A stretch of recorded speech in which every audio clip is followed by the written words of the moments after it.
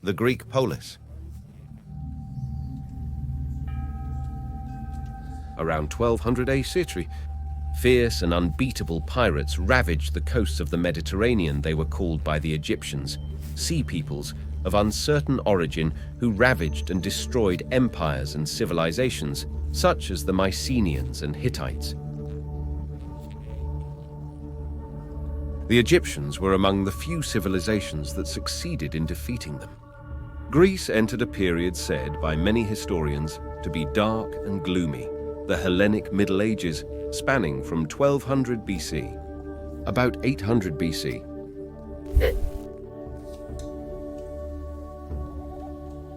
During the Hellenic Middle Ages, several villages were formed in Greece. Villages were located near water sources or river courses. Beware of confusing the meaning of polis that we are often used to attributing to an urban centre. The concept of polis is therefore more complex than the improper meaning that is often attributed to this term. Let us try to understand it together.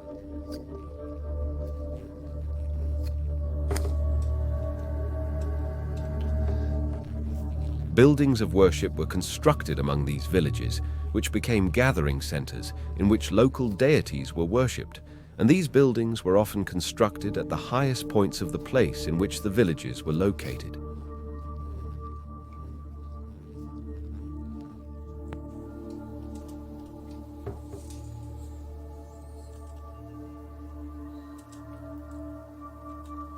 As time went on, larger temples were built in these villages, and the area in which they were erected is called the Acropolis, the highest point of the polis. But in addition to the temples, buildings were constructed that had the function of regulating and managing the territory of the institutions of antiquity.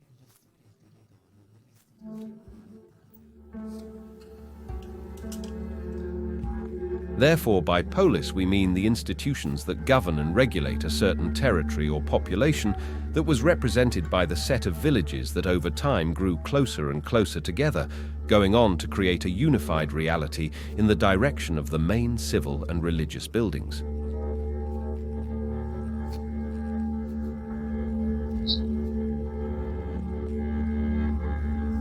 Therefore, by police we mean the religious and civil institutions that govern the relations of this set of communities, this set of villages, which later often unified into a city.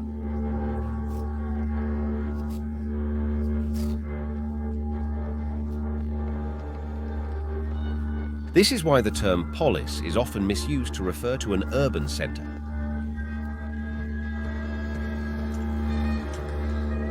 Therefore, the villages were unified into a single community governed by civil and religious institutions, the police, within which over time the main square, the agora, and a protective wall sprang up, and outside were cultivated fields.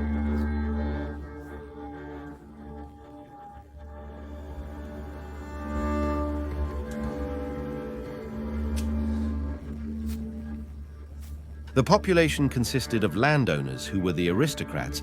Then there were aristocrats, artisans, and merchants.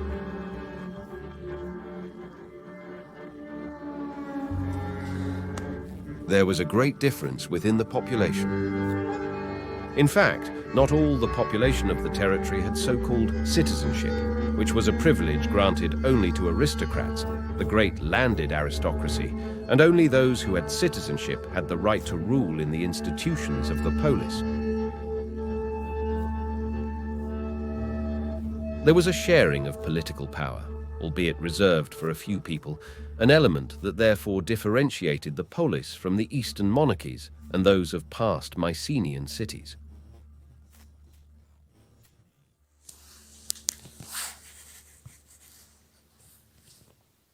The aristocrats were called aristoi, that is, the best, and it was they who were at the heart of the fledgling institution of the polis, and in time around the 3rd century BC. These meetings became stable assemblies.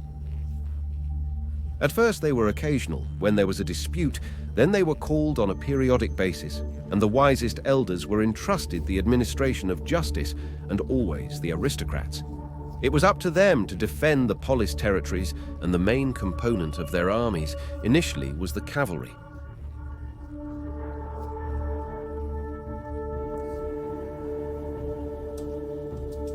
Over time, however, conflicts with other social classes increased. Merchants and artisans wanted more rights, such as that of citizenship, and the growth of cities had increased the welfare of the inhabitants, and in general cavalry could not defend all the cultivated land, so more and more foot fighters were recruited, who were called hoplites from the Greek word opla, meaning weapons, and merchants and artisans could also become hoplites.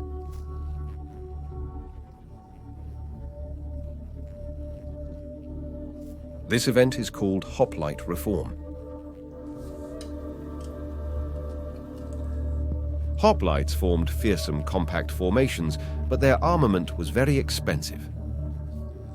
For this reason, only the richest merchants and artisans could afford the expensive armament of the hoplite, and these citizens vigorously claimed the right to citizenship, which guaranteed autonomy, independence, and equality.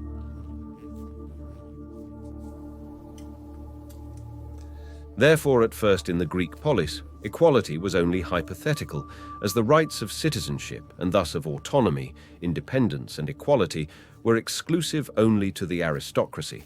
But over time, many polis extended this right. The demos, the people, consisting of merchants, artisans, and peasants, to the people as well.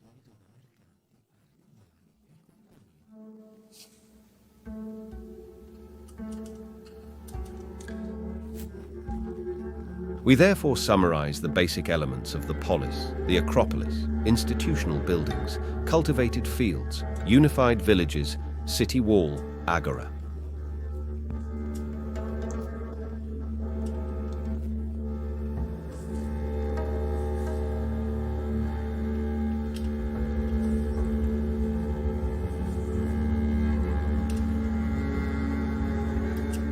Thank you for viewing illustrated video created and animated by Flipped Prof. Marco Mellis.